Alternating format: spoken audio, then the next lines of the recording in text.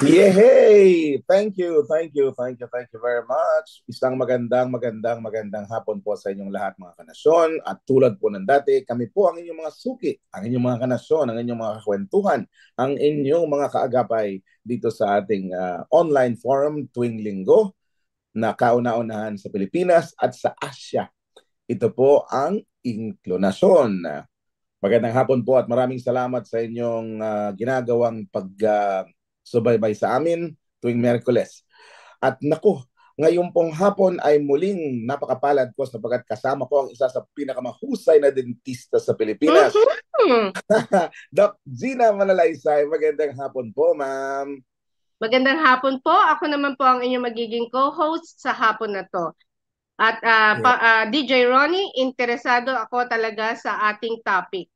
Oo, pero bago ko mas magiging interesado ko sa ikikwento ko, isa lang. Pwede ba, Doc? Isang Yes kwento ko lang. naman.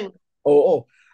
Kasi alam mo, ngayong linggo ay naglabas na yung National Australian Human Rights Commission ng uh, 2,500 pages na report na tungkol sa pagpapatupad nila ng National Disability Strategy at National Disability Insurance Scheme. Itong Mhm. uh, itong strategy na ito, Doc Gina, ay pinagpapasalamat ng mahigit na 5 milyong Australians with disabilities sapagkat unang-una, ito'y ginawa ng 3 taon at kinausap lahat ng mga magulang, ng mga may kapansanan at stakeholders dito sa Australia para mailimbag yung kanilang tinig. Ano, ha? And gumastos ang Australian government ng 500 million Australian dollars. I-convert na lang po ninyo times 35. 500 million times 35. Yun po ang ginastos ng Australian government upang malaman at maintindihan ang estado ng kanilang mga strategies.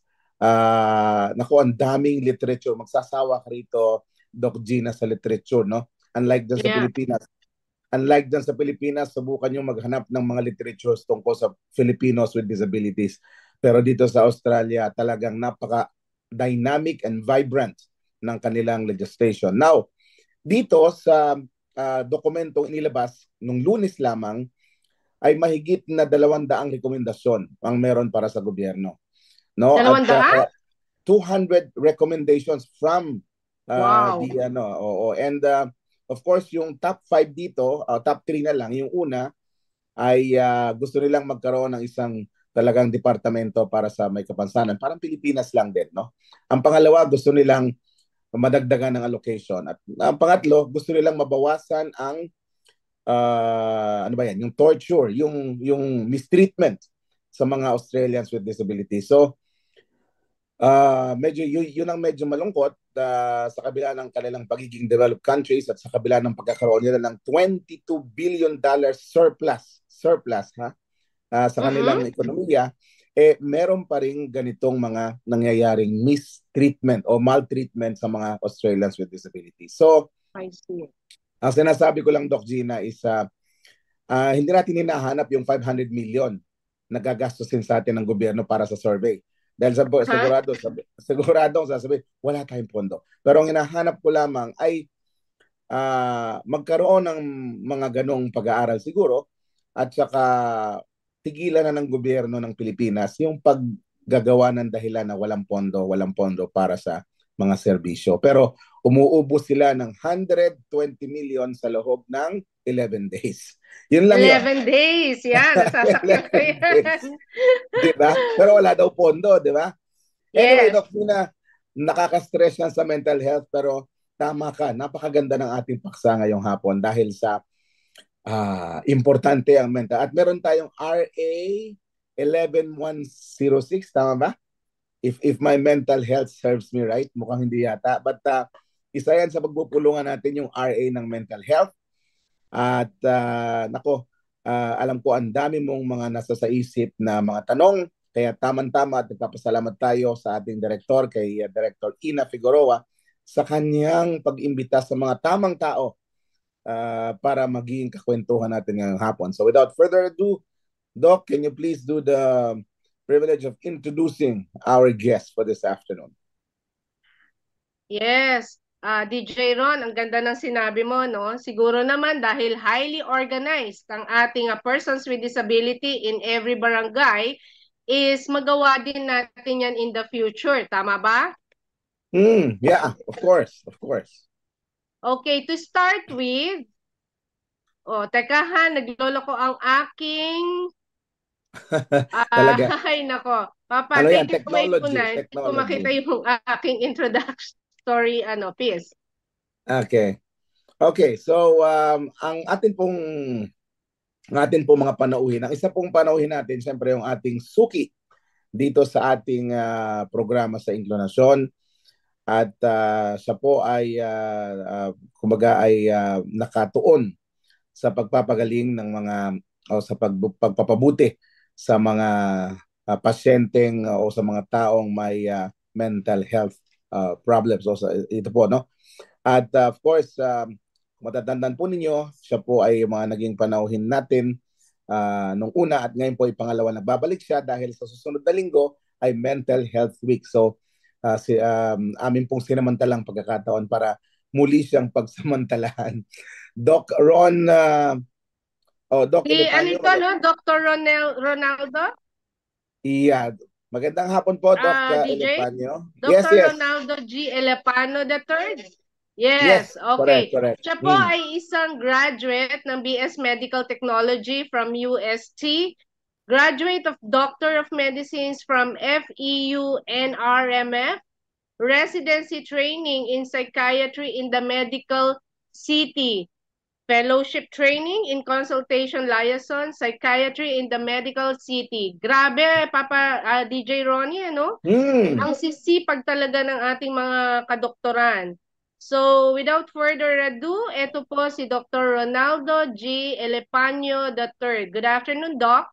Hi, Doc. Good afternoon. Thank you for having me again. Maraming salamat at magandang paksa natin nitong hapon na ito mapag-uusapan. Opo, the privilege is ours, Doctor. Okay. Next, Doc Gina. Si Dr. Richardson, may DR Tinanong ko yung ating director what DR means. Yun pala ay Del Rosario. Del Rosario Mojica, siya po ay isang PhD. Doc, pakisabi nga po yung inyo pang ibang mga achievements.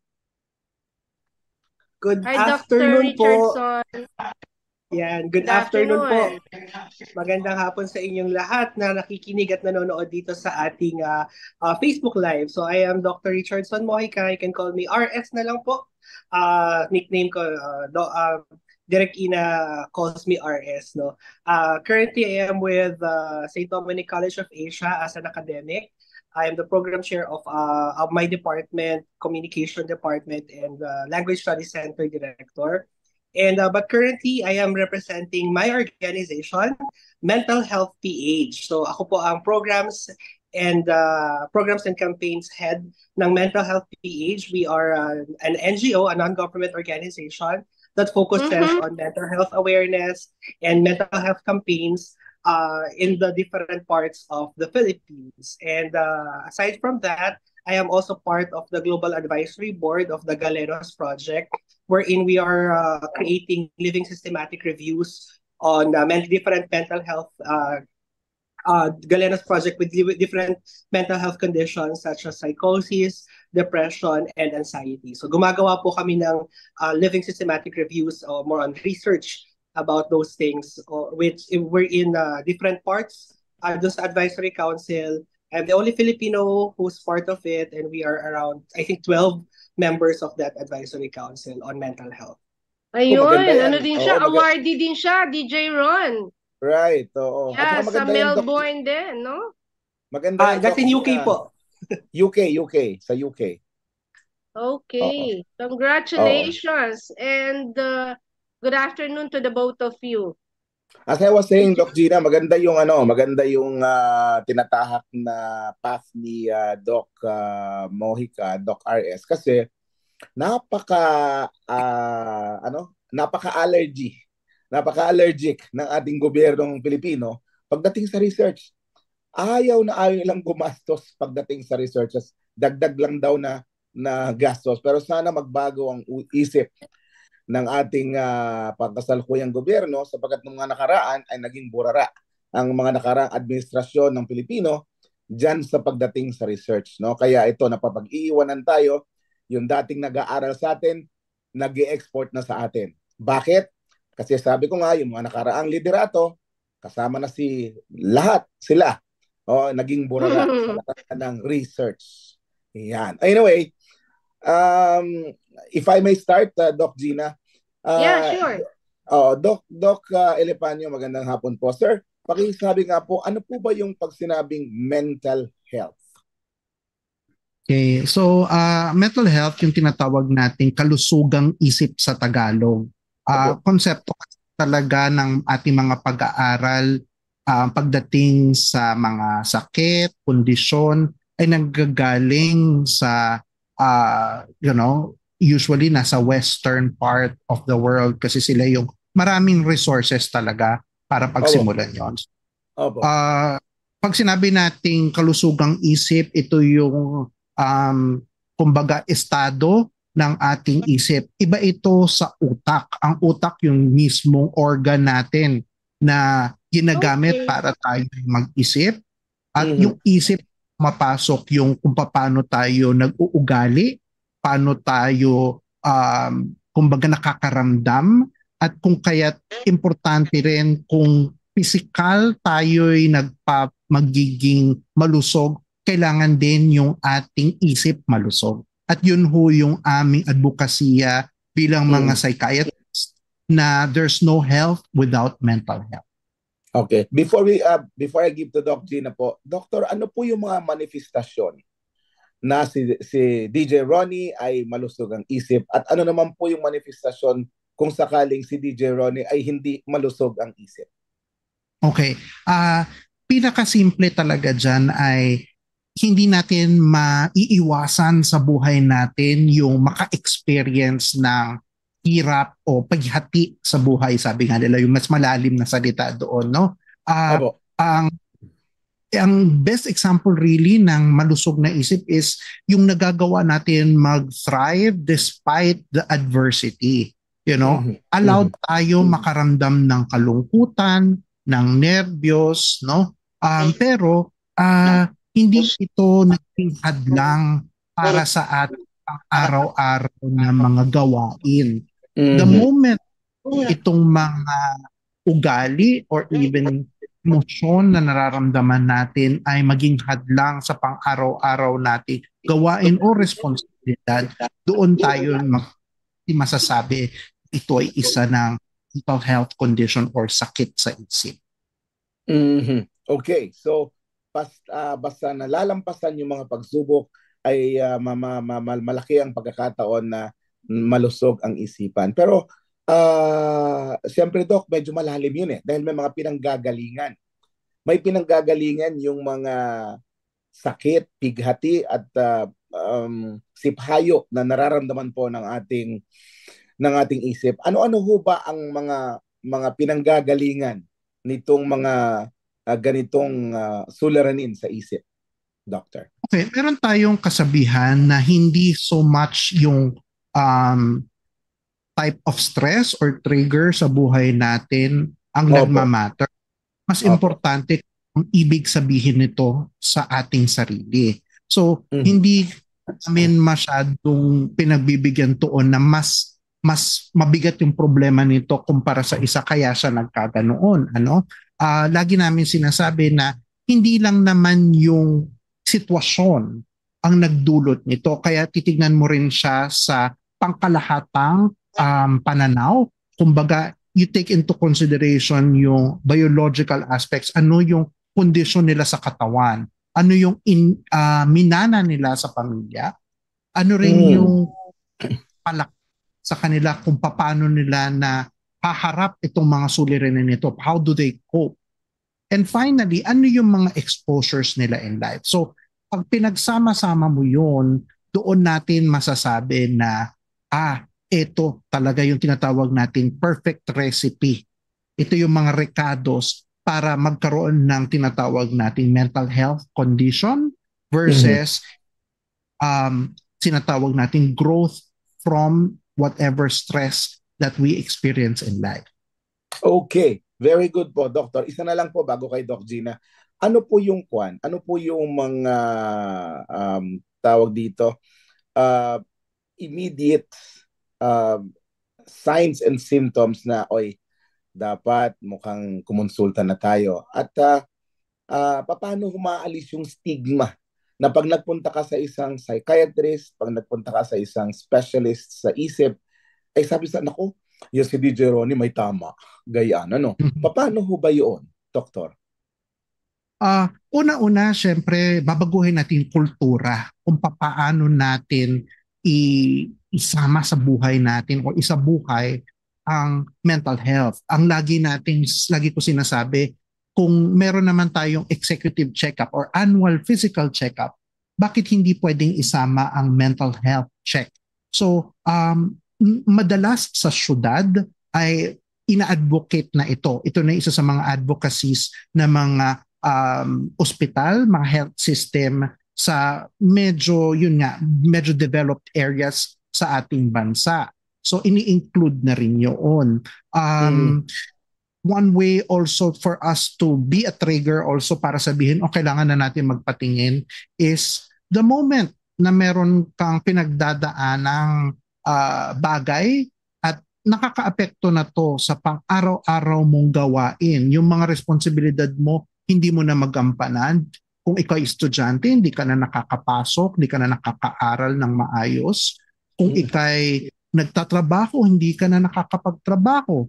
At kung hindi man, kung ikaw ay nasa bahay, may mga gawain bahay ka, hindi mo na nagagawa. And even yung certain conditions where hindi mo na maalagaan ang sarili mo, hindi ka na nakakaligo, hindi ka na nakakain dahil sa nararamdaman mo. Ito yung mga magandang senyales na magpatingin na. Ano? Okay. Magpatingin na tayo. Yun. At saka naku, pag hindi nakakaligo, talagang nakakaimot yan sa katabi, ano? just counting humor lang, Doc. Anyway, napakahalaga ng suporta ng akademiya, no? At mga iba't ibang advocacy activities. Doc Gina, it's yours, ma'am. Yeah, for Dr. Richardson naman po tayo. Doc, pakiliwanag nga, or RS, no? Pakipaliwanag ang inyong misyon sa pagtatatag po ng inyong Mental Health Philippines na non-government organization. At paano naman po kayo nahikayat na maging bahagi nito? Okay. In Mental Health PH, what we do, actually ang pangalan po namin is #MentalHealthPH. So we have a hashtag talaga. Kasi this was started, I was not part of Mental Health PH. I'm not one of the founders of Mental Health PH. Pero nung tinayo ito, nakabase siya, ang foundation niya ay isa sa mga foundations niya ay ang digital technology or digital health communications and all these things. Nagkaroon kasi siya ng parang ano ang magagawa ng mga kabataan at paano natin magagamit ang digital technology upang mapalawak ang idea o makamit ang ating advocacy on mental health. We started more of an advocacy group which aims to promote more awareness, of course, because doon naman talaga nagsisimula. We have to promote awareness before we do a lot more things, diba? So we started that, and our vision actually is the simplified version of our vision is a mentally healthy community, a mentally healthy Philippines. So that's the simplest way, a mentally healthy community and a mentally healthy Philippines. That's the simplest way on how we promote, that's the simplest way of saying our vision. Because in every part of the Philippines, alam natin na mayroong stigma on mental health. Mayroong sinasabi na, wala na, sa isip mo lang yung mental health mo, magdasal ka lang. We are not saying na, because we understand yung magdasal ka lang, for example. We understand and we understand and we recognize also that there is what we call coping in terms of faith. And that's valid.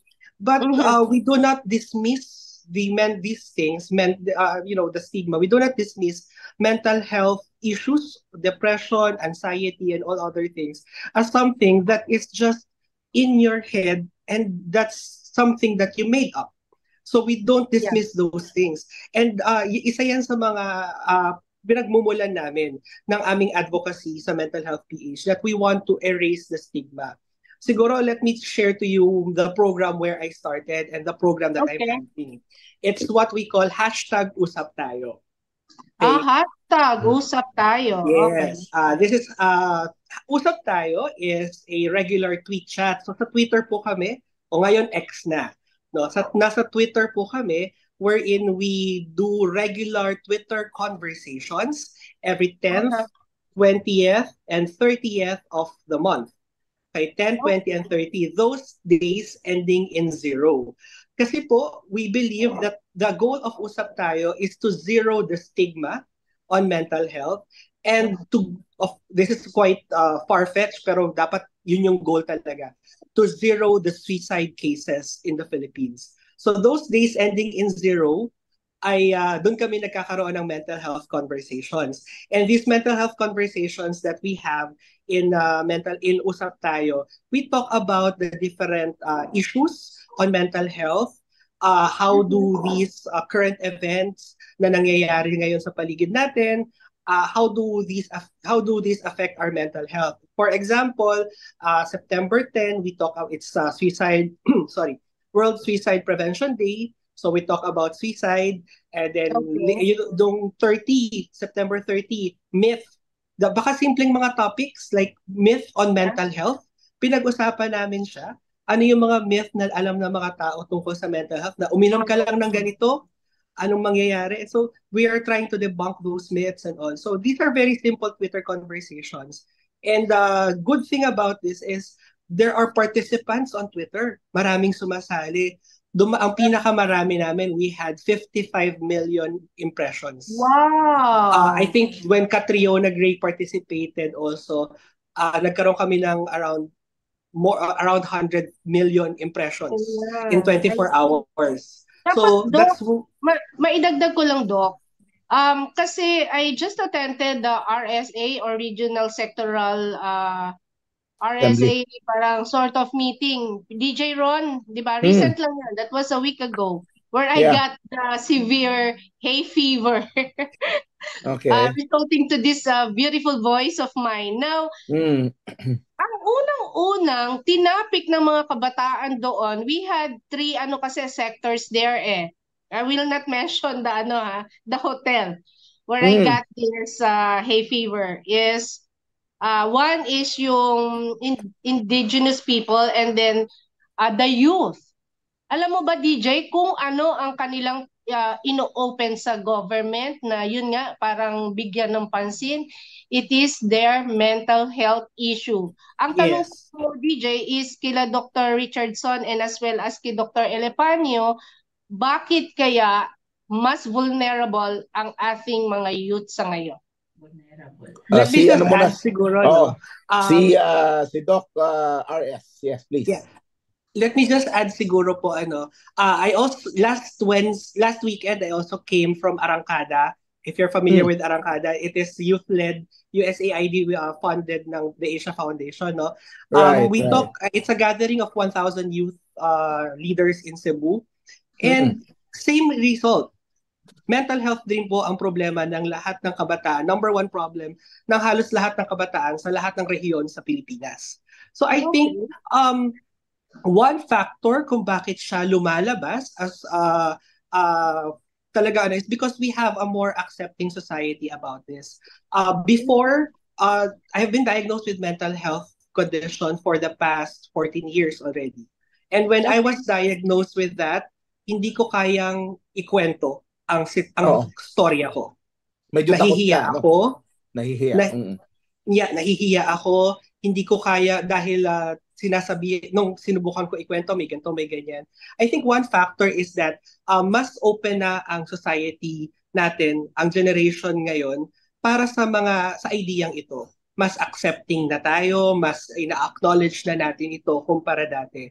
That's one factor. Another factor, I think, is that mas mayroon na tayo, ko yung sinasabi, malayo na pero malapit. Parang ganon, I forgot that, I'm sorry. Right. Pero Malayo may malapit din. May naumpisahan na tayo na conversation. We have started and sparked the conversation about mental health. Malayo pa ang ating tatahakin dito. Pero nagkaumpisa na tayo, we started the conversation already. And these conversations created ripple effects. Pero still, these are mere conversations pa lang sa ngayon. Sana in the near future, the conversation will be converted into something more, into more actions. No? So those two things, I guess, on my end. Thank you, Doc RS. Doc Ilipanyo, your answer to the question, please. Yes, I agree. There's much more awareness, and thanks for groups like these who do make a wider effort to inform the public. No, mas maraming, sabi nga nila, knowledge is power.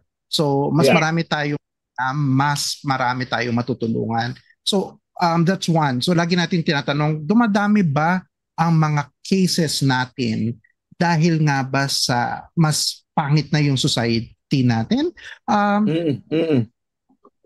Question to answer Kasi una-una, iba ang panahon noon, iba yung panahon ngayon. You know, we are advancing as a society, supposed to be progress allows us to make things easier para sa buhay natin. Technology for advance. Pero ano yung kapalit noon? So parang sa school noon, ano lang yung impormasyon, pwede mo siyang makompress in like 12 volumes of an encyclopedia. Now, sky's the limit. So can you imagine if you're a student, kabataan, trying to take so much of that information? Even yung mga trabaho ngayon, hindi na katulad dati na pag lumaki ka, anong gusto mo maging? Anong course ang gusto mo? Ngayon, very specialized na. Even me as a psychiatrist, hindi na sapat din where I practice in the general Manila area, hindi na sapat na maging general psychiatrist. I had to go into a subspecialty training. So very stressful na rin ang buhay. So that's one. But I think one thing here that is being missed out sa populasyon ay hindi lang kabataan ang apektado. You know, everyone is affected, but I think yung mga at-risk population natin are the youth. Bakit? Kasi sila ay yung developing brain. They're very impressionable. You know, they said that your brain, begins to be fully developed at 21 years old. But imagine the insults that your brain gets at a very young age. Right. Pressures of performing in school and all that. Nakita nila doon that stress affects how your brain develops. Lumiliit yung parte ng brain that's supposed to be developed in terms of critical thinking. Yung para mag-isip ng maayos. Ang mas lumalaki yung part ng brain that is very emotional. Of the things that is being reevaluated by the Philippine Society of Child and Adolescent Psychiatry is to look at the curriculum. Bakit parang mabigat yung curriculum ng mga kabataan ngayon? On the other hand, may isa pa tayong populasyon na at risk. Ang mga matatanda, senior citizens are just as at risk as the children. Tama. Hindi sila naaabot. Most of the programs right now is geared towards the youth. Kasi sabi nga nila, kabataan ang ng bayan. Pag-asa ng bayan. So, ang investment talaga ng most of our efforts towards the youth, sana kawawa ang ating mga elderly, So the suicide rates are higher in the youth and the elderly. So I think we also want to highlight that aspect because we don't have much civic groups that focuses also on elderly mental health. Right. I want to give that 2 cents. No? Sabi nga, Doktor, tatanda rin kayo. But Doc, sa inyong dalawa din po, if I may, Doc Gina, sa inyong dalawa po, Doc Ilipanyo saka Doc RS Mojica, if I may push that a little bit more, tayo ang nag-iisang Kristiyanong bansa sa Far East, no? Bakit ganon? Maliit pa lang, tinuturuan tayo to be, God-fearing. And my question is, has religion failed in this aspect? Kasi kung maganda ang iyong relasyon sa iyong Diyos, di ba?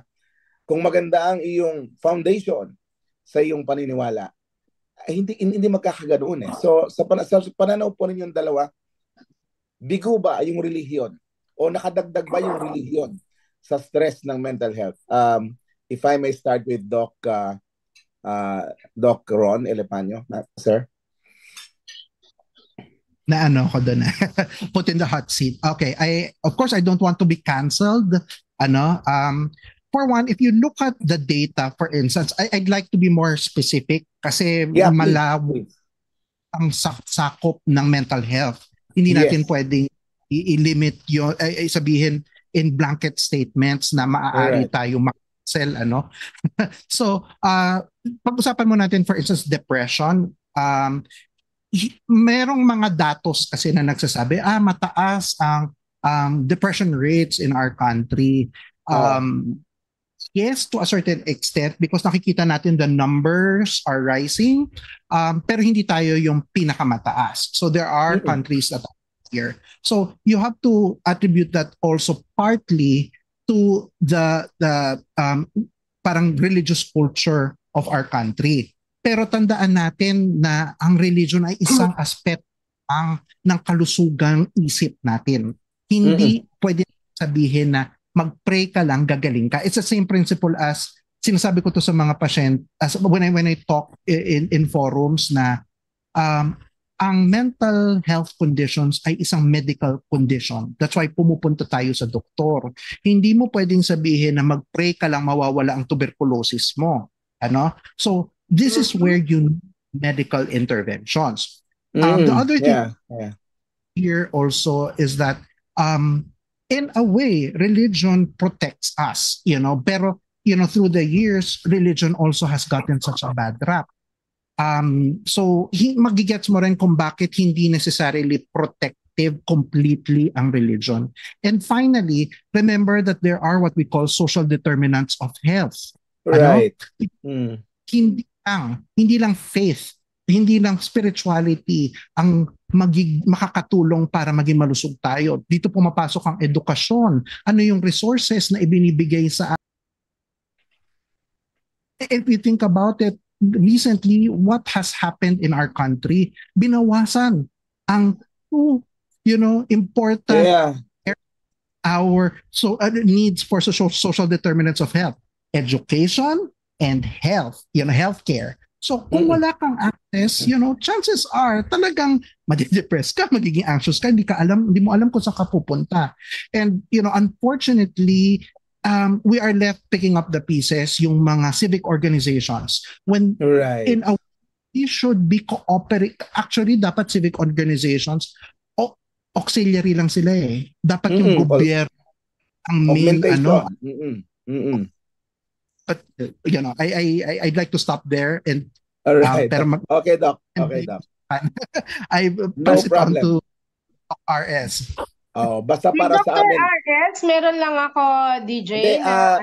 Doc Gina, if I may ask Dr. RS then, from the point of view of academicians sa Manila. Pero bago si Dr. RS, sabihin ko lang kay Doc Elepanyo, as far as inclination is concerned, you are a good Christian. Hindi ka magiging, anong tawag dito? Hindi ka magiging canceled sa amin. Lagi kang welcome sa inclination because you know and you're telling the truth. All right, Doc RS Moica, from the point of view of academics, ano po ba yung mga lumalabas sa pag-aaral? Bigo ba yung relihiyon para mapalusog ang isip natin? Go ahead. I want to look at it not just as on a religious perspective, but also on a spiritual perspective. Kasi magkadikit siya eh. Magkaiba ang religiosity and spirituality, no? Definitely. Pero magkadikit siya. By the way, Doc Ron, hindi ka magiging persona non grata. Joke lang po. Anyway. So, I remember naging topic namin ang mental health and religion sa Usap Tayo, sa #Usap Tayo last year. If I'm not mistaken, early first quarter ng last year. But, I don't think religion has something to do in terms of has direct relationship in terms of on a social science perspective, no? In terms of yung tipong how does it kumbaga yung religion mo ay magiging source talaga directly. It's very seldom ng iyong mental health problems. It's very seldom that it happens because bago maging meron siyang iba't ibang contributing factors din na hindi lang naman religion lang ang magiging source niya. But I want to look at it, the connection between religion, spirituality, and mental health. In a way, yung sinasabi ko kanina, it's coping. We have religion because there are people who uses religion to cope up with their mental health. So parang dun sila humuhugot. And I think that's a very good way to look at it rather than looking at it on a perspective na Catholic nation tayo, Christian nation tayo, and yet ganito tayo. So parang hindi ko kasi nakikita ang direct connection nun dahil mas nakita ko siya na tayong may problema sa mental health ay gagamitin natin yung religion to cope. Because there are a lot of benefits in mental health and in mental health benefits in religion. Number one, you will have your sense of community. 'Di ba? Sa religion, meron kang makakasama. May komunidad ka, na kasama at makakausap, matutulungan ka. Of course, there's also rituals. There are rituals that will also help you cope with these things, difficult situations that you have. It gives you time to rest and reset your mind, di ba? And lastly, correct. I guess is yung teachings. Whatever your religion or your religion teaches, it helps you understand what you're going through and it guides you towards your what you are going through nga, di ba? So it guides you and it helps you cope with all these things that's happening to you. So community, rituals, and teachings, those three things are the benefits of mental health to all of us na in terms of religion. I think I want to focus more on that aspect, no? Very good. Very good answers. Thank you to the both of you. Iba talaga, Doc Gina, pag eksperto ang mga kausap mo, naigigiya tayo sa tamang linyada ng pag-iisip. Go ahead, Doc Gina. You were saying, ma'am. Yeah. Oo nga, nalilid nila tayo, no? Medyo naliliwanagan din ako. Kasi nga, like you, Dr. RS, I'm also having anxiety, but I cannot take any medicines. Kasi nga, I'm a dentist by profession at ayoko magkamali ako sa mga decision makings in handling the patients. At ikaw din, nasabi mo nga na meron ka. So, how did you cope up? And until now, how are you coping up? Yun po. Okay. This is on my personal experience. So when I was working in an NGO before when I was diagnosed, but when I got diagnosed, the doctor said that in the long run, sinabi niya sa akin na maybe the symptoms have been present long time ago, but right now, ngayon ka lang nagpa-diagnose. Parang ganun yung konteksto, not the exact words, no? Because the point is, ako kasi po bilang advocate and in my experience also, when I was diagnosed with this, I was working in an NGO and that was a very stressful environment. I know to myself na may pinagdadaanan ako and all. And I am not yet an advocate during that time, but the NGO deals with children kasi. So ayoko maapektuhan yung mga bata na tinutulungan namin doon. So ako na yung nag-submit, it was sa sarili ko para magpa-doktor, magpa-diagnose. And then from there, I took medicines, then on and off medicines, and alam mo yan, Doc Ron, na ganon kami, on and off ang medicine. But on and off medicine, then I had therapy with a psychologist, and then I had nag-RGC din ako, and also, those things ang nangyayari sa akin. But, pero ngayon, bilang isang advocate, if I hear someone who's experiencing these things, what I say is, are you ready? Kaya mo ba sa sarili mong i-handle ito? Kung hindi, may mga taong handang tumulong sa'yo, handang makinig.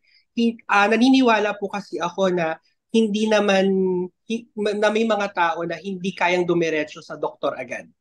no? Okay. Hindi kayang dumiretso agad. Pero may ilang mga professional na pwedeng tumulong sa'yo na hindi naman laging doktor agad. So I would always advise them to, if you are ready, kung kaya mo na, talk to friends muna. Okay? Then, but I always remember that there are professionals who are willing to help you out. Lagi na doon ang goal po kasi namin sa mental health PH, what we learned also along the way is that our goal should always be directing these concerns to someone who is professional. We acknowledge community-based, I don't want to call it intervention, but community-based people, community-based avenues, yeah. Na pwede natin tulungan, yung family, friends, people around you. Pero sinasabi ko, okay, we have in mental health PH, we have been what we are doing is we are doing the directory of validated mental health facilities and clinics all over the Philippines. So ngayon po ongoing siya. No? It's in our website www.mentalhealthph.org/directory. So if you're feeling something na hindi ka okay, you're feeling anxious and all, you can access that website. Pwede kang tumawag sa isang clinic na malapit sa'yo. May mga clinic doon na libre, may mga bayad para, matulungan ka at mabigyan ka ng tamang intervention. Sasabihin sa'yo, o baka kailangan mo ng doktor, or baka ganito, ganyan. So these are clinics that can help you with regards to what you're feeling. Pero again, bilang advocate, that's our goal, to direct all these people towards, I'm not saying to impose, but to direct them towards help-seeking behavior through a professional. Yun po yung kasi yung pinopromote natin, help-seeking behavior, dahil maraming mga tao na sinasarili lang lahat halos, na they don't seek for help, ask for help. But we want to promote that help-seeking behavior towards what they're feeling, what they're thinking, and everything else. To answer the last question, ano yung ginagawa ko to cope? Currently, I'm still taking medicines. Once a month, I visit my psychiatrist. Once a month, ngayon, I have my therapist also once a month. May psychologist po ako. And then I also do self-care activities and well-being. I'm taking care of my well-being by doing more things, work, and then I walk and all these things. You're keeping yourself occupied, in other words, doctor. Yeah, Doc Gina. DJ, sundan ko lang yun, DJ. Ron, sundan ko lang yun. Together with Dr. Ron na rin, kung pwede niya ring anuhin. Kasi ako nga, di ba, I'm dealing with my anxiety, but I'm not taking any medicine. Pinarurusahan ko ba yung sarili ko? Yan, okay. Yes, Dr. RS and Dr. Ron, please. Quickly lang po. Kay Dr. Elipanyo, yes, please. Hindi nyo po pinaparusahan yung sarili nyo, but hindi naman medicine lagi ang sagot agad. Okay? Hindi naman siya lagi ang sagot agad. Sige, Doc. On a more expert level, Doc. I think there's wisdom to like your fears or apprehensions for taking medications. Yeah, apprehension most of the time. Yeah, and I agree with Doc RS na hindi laging gamot ang solusyon, but it's important a well-informed decision kasi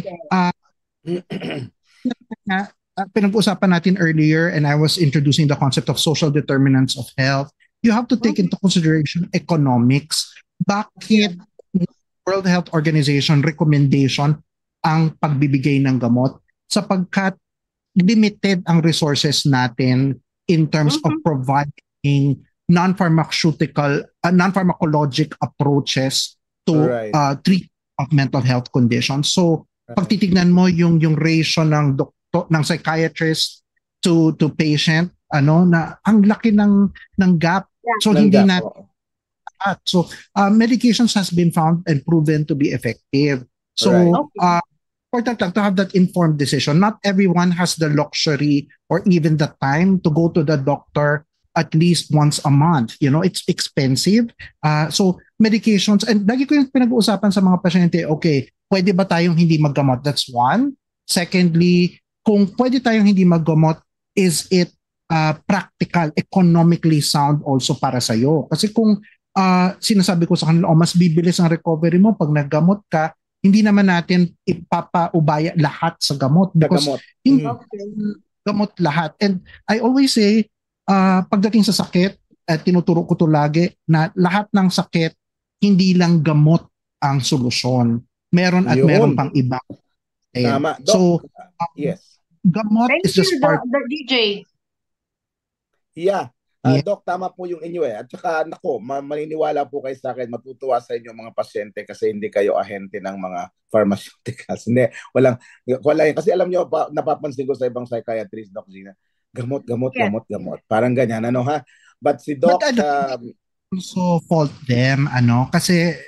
of course, Doctor, yes. It's the kind of practice that you have. Halimbawa, kayo yung nag-iisang psychiatrist doon sa isang probinsya. Community, oo. Hindi na probinsya, region. Ganon kalaki yung gap. Region ang siniserve ng isang therapist. Isa ka. So, hindi mo pwede tignan, like ako kasi I practice in Manila, I see my patients one or per session. Pero kung ikay nasa region ang siniserve mo, yung iba pa bumababa ng bundok para lang makita ka. Yun. Tapos sabihin mo sarado ng tindahan, 'di ba?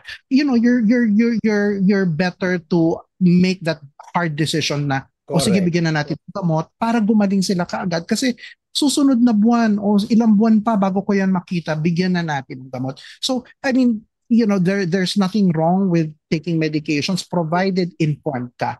Ano yung miso natin? Nasa iyo ang choice.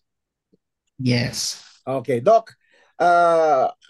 Kumukonti na yung panahon pero bago ko po pag-usapan yung RA 11 mental health law.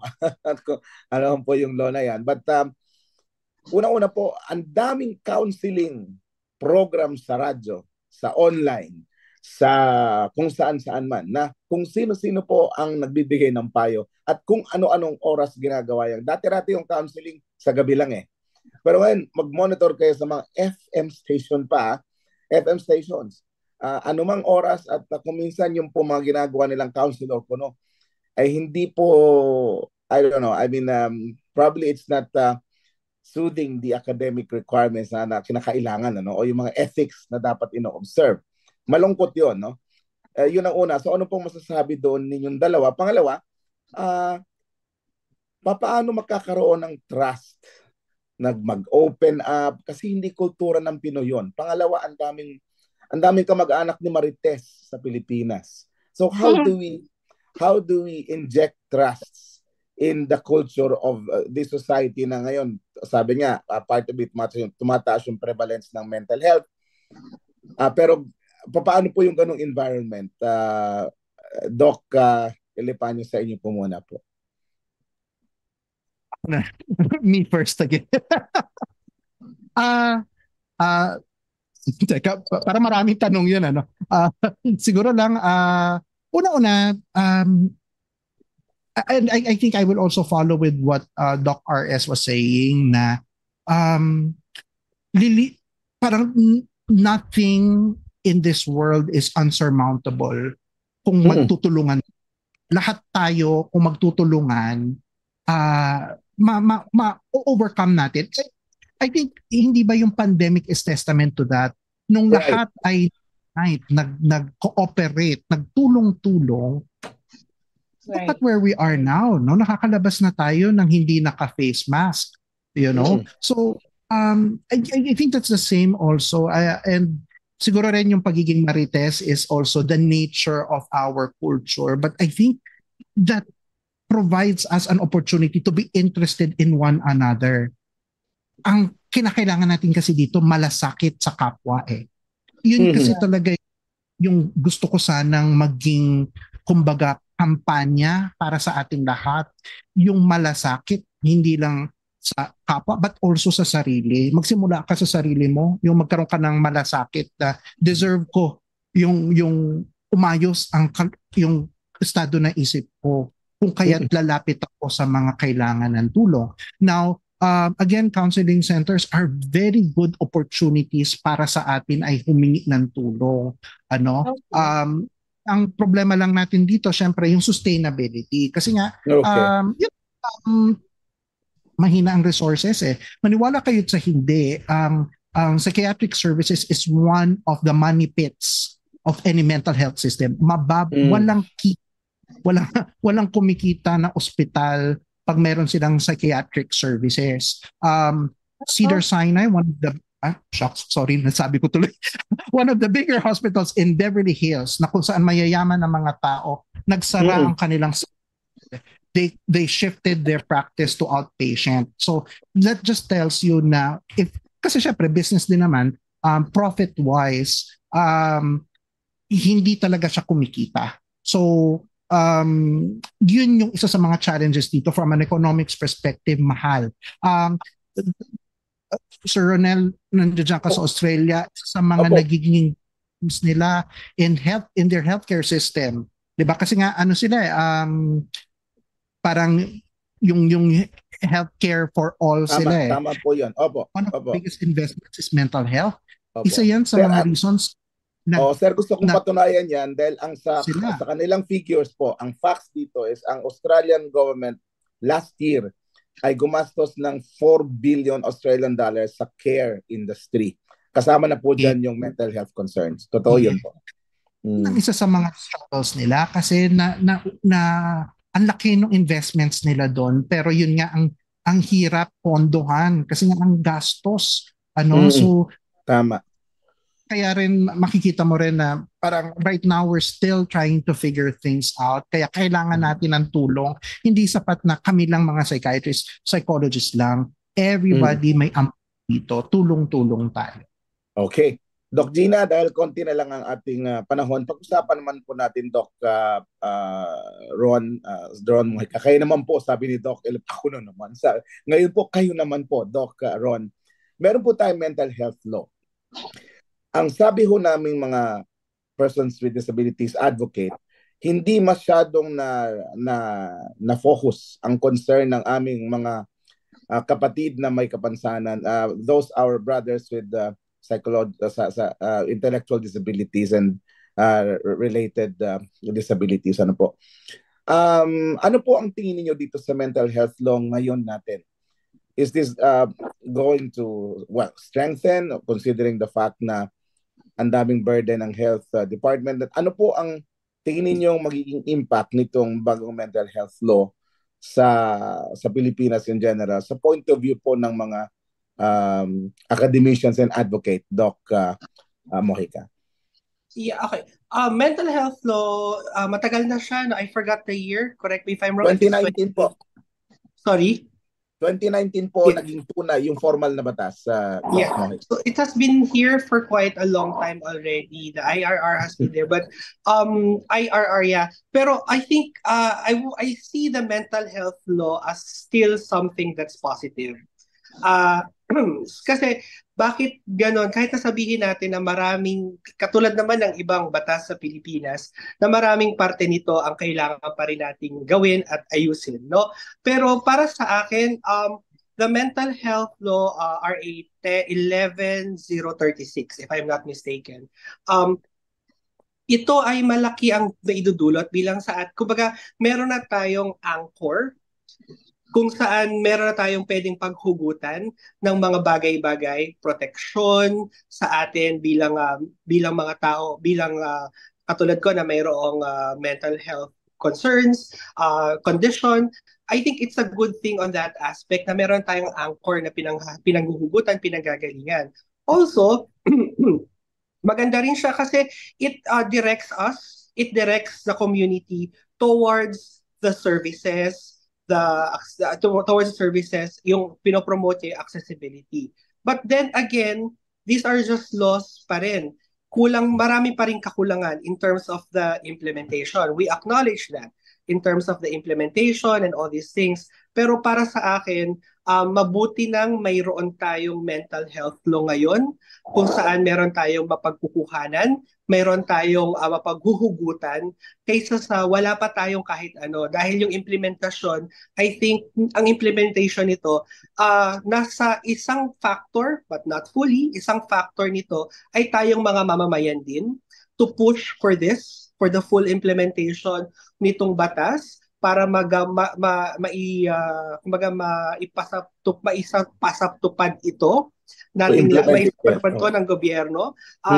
Meron tayong tungkulin doon to push for it also, especially kami sa mga organizations to lobby for this. Kasi kami sa Mental Health PH, meron din naman kaming, ang framework kasi namin, self, system, and society, that all these things that we do, we start with the self, and then influence the system through these policies, laws, and everything, and the society in general, for everyone to experience and to do something and to contribute also to what we are doing. So I think it's on that, using that framework that we do, kaya natin itong gawin at yun yung isa sa mga pwede nating gawin.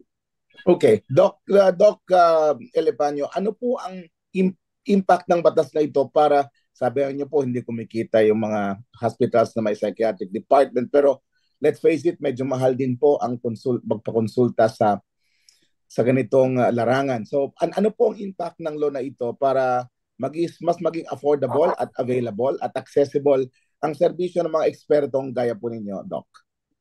Well, unang-una, magkakaroon ng availability or access care. Because of that, yung investment ng gobyerno para mag-train ng mga tao mas dadami. Kasi maraming, syempre kung katulad niyan, hindi sinusuportahan ng mga pribadong ospital dahil nga manipit siya. Kung magkakaroon ng government incentive na, magkakaroon ng posibilidad magkaroon ka ng trabaho, it opens up jobs, people will want to flock to that, gugustuhin nila na magbigay serbisyo. But again, it's not for everyone. Pero kahit papano nagkakaroon ng mga pagkakataon na mabigyan ng serbisyo ang mga tao. Pangalawa rin dito, syempre, yung availability of medications. Kasi madaling magreseta sa totoo lang, pero kung hindi mo nabibili yung gamot, doon tayo doon nasasayang yung efforts natin. You know, may kondisyon na hindi nakukuha sa usap kinakailangan talaga magbigay ng gamot, and game changer yon kung meron tayong batas na magpapababa ng mga gamot na iniinom ng mga pasyente natin at na bibigyan ng oportunidad na magkaroon sila ng gamot sa lugar nila. Okay. Sa inyo pong dalawa, ang aking huling tanong sa inyong dalawa, one of final questions, ano po ang mga gagawin ng inyong mga kanya-kanyang pangkat sa darating na Mental Health Week sa susunod na linggo? Unahin po natin si Doc Mojica. Doc? Ayan. Kami po kasi we don't celebrate Mental Health Week, but we celebrate Mental Health Month. Okay. So isang buwan po ang aming celebration ng dito sa Mental Health PH. So una, nandito pa rin po ang aming regular usap tayo sa Twitter. So we have Twitter conversations every 10th, 20th, and 30th of the month. For this month, we have this, our topics will be yung sinabi ko kanina, mental health, our framework in mental health PH, health, system, and society. What do you do sa sarili mo? Paano mo mapapangalagaan ang iyong sarili? System, ano-ano ang mga ginagawa natin mga polisiya at society in general, ano yung ginagawa natin para maka-empower ng kapwa natin. So Self-System Society for Usap Tayo, that is via Twitter, every 7 o'clock in the evening. Just search for the hashtag Usap Tayo, and our official Twitter account at Mental Health PH. Nandun po lahat. And then we also have it on, of course, meron din kaming Facebook and Instagram and TikTok. Mental Health PH lang po ang inyong search. And then we have an on-ground event sa DOH. This is Ligtas Tayo. one whole day event, everybody. It's a free event. Punta lang po kayo. Meron po tayong Ligtas Tayo. It's a series of conversations and talks and activities para sa mga pupunta doon. And I'll be one of the speakers also of that. So meron tayo October 20, Ligtas Tayo. And we have mental health talks also. This will be conducted online. So yung online mental health talks natin sa YouTube, Facebook, Twitter, Instagram, and TikTok ng Mental Health PH. Ang ating mental health talks year 4, if I'm not mistaken. Wow! Congratulations! October 14 and October 28. So, and also, if you want to volunteer, anybody here who's watching wants to volunteer to us, just message us on Twitter, Facebook, Instagram, and we will reply. Tandun lang po ang aming mga ano. Marami po kami mga projects, and if you want to help us also with our directory, just send us an email or a message para makapamuno natin yung ating directory ng mental health services and facilities dito sa buong Pilipinas. Maraming salamat po sa promotion! Thank you, Doctor. At talagang Doc Gina, naunahan tayo. Year 4 sila, year 3 pa lang tayo. Si naman, si Dr. Elepanyo, ano po ang mga gawain po ninyo for this Mental Health Week or Mental Health Month? Okay, so patuloy pa rin ang serbisyo na ibinibigay ng Mindcare Club. So you can just Google Mindcare Club. Ayan po ang mga QR codes namin. Meron ho kaming podcast. Kung gusto nyo marinig ang mga iba't ibang aspeto ng mental health, hindi lang natin pinag-uusapan yung mga clinical conditions, even yung mga life issues pinag-uusapan po namin dito. Meron rin ho kaming YouTube channel where you can look at some of our past episodes at patuloy pa rin namin ginagawa. Ang serbisyo namin ay purely online. Kung kaya't mas marami kaming nare-reach na hindi lang kailangan pumunta sa clinic namin. So kung kayo ay interesado, send us a message. Meron ho kaming email address here na please isulat nyo sa email nyo mccinclunacion2023 para malaman kung na dito kayo nanggaling sa programang ito at Yes, naunahan ako. Sasabihin ko sana DJ Ron. Oo, Thank talagang you very much, Doc, Oo, so makikiusap din po sa inyong dalawa to please put in your details sa ating pong chat box so that our audience, pag nirelate din po ito sa YouTube, ay makikita din po nila. Ano po, maraming salamat po sa inyong dalawa at para pong I hope I'm not being presumptuous, but sana ay ang ibig sabihin po ng inyong mga remarks na yan ay you'll be a full-time Inclunacion allies. Ano po, maraming salamat po sa inyo. Thank you very much. So Doc Gina, before we wrap up, any thoughts on your part? Go ahead. Wala, kulang na kulang talaga yung isang oras to tackle things about this matter. So sana magkaroon tayo ng part 2 and part 3, 'di ba? Ang dami ko pang line of questions dito coming from our viewers at hindi na natin because of short time is hindi natin maitanong. Anyways, syempre pasasalamatan po natin. Okay na ba? Can I go with that, DJ? Yeah, please go ahead, ma'am. Yung mga sumusuporta talaga at sa ating programa at sa ating dalawang doctors po, maraming salamat at nag-create kayo ng sort of link na pag sinabing MCC is nanggaling dito sa MCC Inclunacion, nanggaling dito sa ating programa. Baka dagsain kayo, doctors, ha? So to start with, we would like to thank the following for their support to Inclunacion. We have CBM Global, Inet Philippines, CISO, Norfield Foundation, Philippine Partnership on Children with Disabilities or PPCWD, Liliane Funds, Deaf Blind Support Philippines or DBSP, Philippine Chamber of Massage Industries for the Visually Impaired or PCM, IVI, Yes. Then Provincial Government of Batangas, the Regional Association of Women with Disabilities or RAWWD Region 1, and of course the Philippine Coalition on United Nations Convention on the Rights of Persons with Disabilities. Tayo din po ay nagpapasalamat kay Teacher Aisel na ating sign language interpreter, kay JM na nasa ating technical, and of course,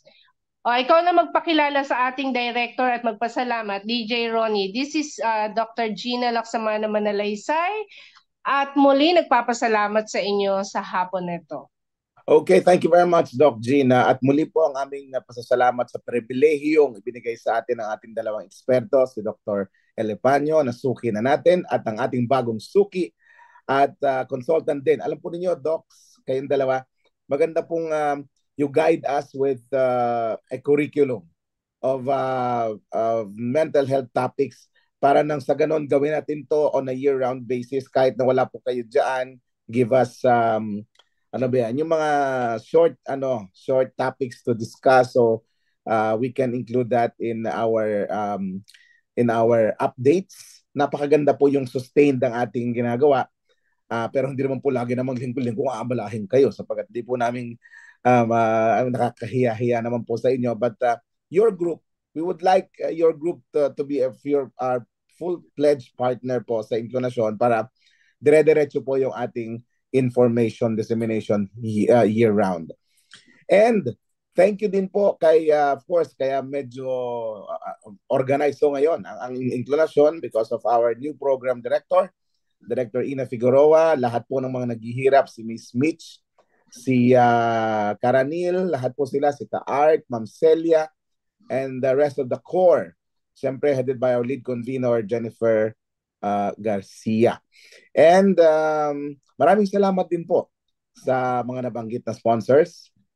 Sa pahuli po ay again, belated happy birthday kay Teacher Daryl. Kay Daryl.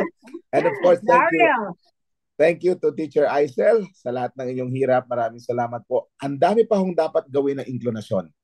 At sa tulong po nitong mga bagong miyembro ng Inklusyon na 3 taon na, at matututo kami kay Doc Mojica na pang-4 na taon na silang gumagawa ng ganito.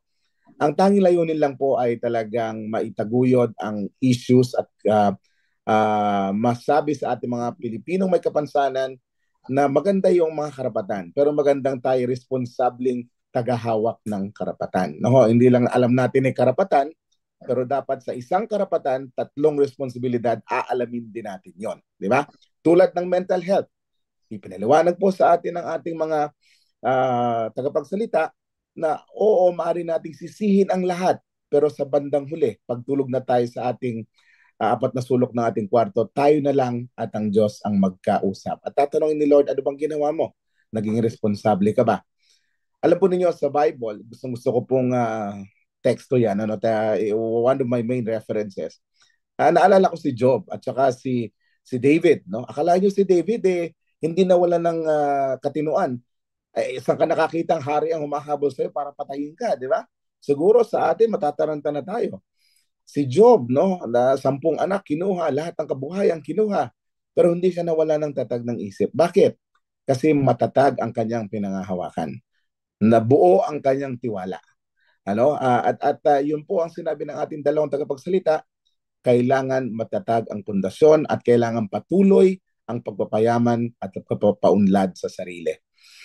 Ito po si DJ Ronnie, sa ngalan po ng buong pangkat ng Inklusyon. Nagkapasalamat din po kami, ako po personal, sa ating mga PA dito, personal assistants natin, si Nympha at si Andrew. Thank you very much po sa inyong tulong linggo-linggo.